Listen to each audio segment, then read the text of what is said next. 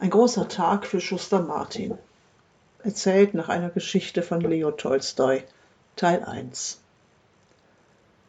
Der Schuster Martin lebte und arbeitete in einer kleinen Wohnung. Es war eine Kellerwohnung, und wenn er an seinem Tisch saß und Schuhe reparierte, neue Sohlen auf Schuhe nagelte, dann konnte er von dort auf die Straße sehen. Naja, eigentlich nur auf ein kleines Stück Straße. Martin sah vor allem die Schuhe der Menschen, die an seinen Fenstern vorbeiliefen. Er kannte viele von ihnen, so manches Paar Schuhe, das da herumlief, hatte er selbst hergestellt oder repariert. Martin lebte allein in der kleinen Wohnung. Seine Frau war gestorben, ein Kind hatte er verloren. Oft war er einsam und traurig. Wenn er abends mit der Arbeit fertig war, dann setzte er sich in seinen Schaukelstuhl und las in der Bibel. Er liebte die Geschichten von Jesus, wie gern wäre er ihm einmal begegnet. In einer Nacht träumte er. Er sah Jesus in seinem Zimmer stehen und Jesus sprach ihn an. Martin, schau morgen hinaus auf die Straße, ich will zu dir kommen. Am nächsten Morgen sah Martin immer wieder aus dem Fenster und ging sogar kurz auf die Straße, um zu sehen, ob da gerade Jesus zu ihm kam.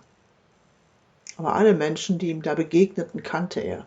Wie Jesus sah keiner aus. Stattdessen fiel sein Blick wieder auf ein paar Schuhe, die er kannte. Es waren alte Soldatenstiefel, er hatte sie schon oft geflickt für den alten Stefan. Auch heute trug Stefan diese Stiefel, als er draußen Schnee fegte. Es war eine schwere Arbeit und er war sehr erschöpft.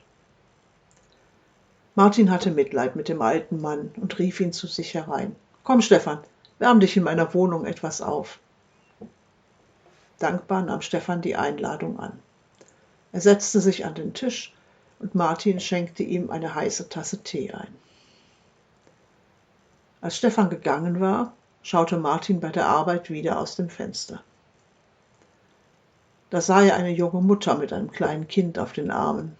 Die Frau fror in ihrem dünnen Kleid, und auch für das Kind hatte sie nichts Warmes anzuziehen. »Komm herein, Frau«, rief Martin ihr zu. »Hier drin ist es warm, und ich habe auf dem Ofen eine warme Suppe stehen, das wird dir gut tun.« Dankbar trat die Frau ein und setzte sich an den Tisch. Martin nahm die Suppe vom Herd und gab sie der Frau. »Hier ist etwas«, sagte er. Während die Mutter die Suppe aß, nahm Martin das Kind auf seinen Schoß und versuchte es durch allerlei Späße zum Lachen zu bringen.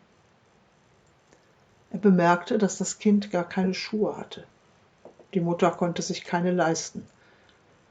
Da holte er aus einer Schachtel 2 kleine Schuhe hervor. Es waren die besten Schuhe, die er jemals gemacht hatte.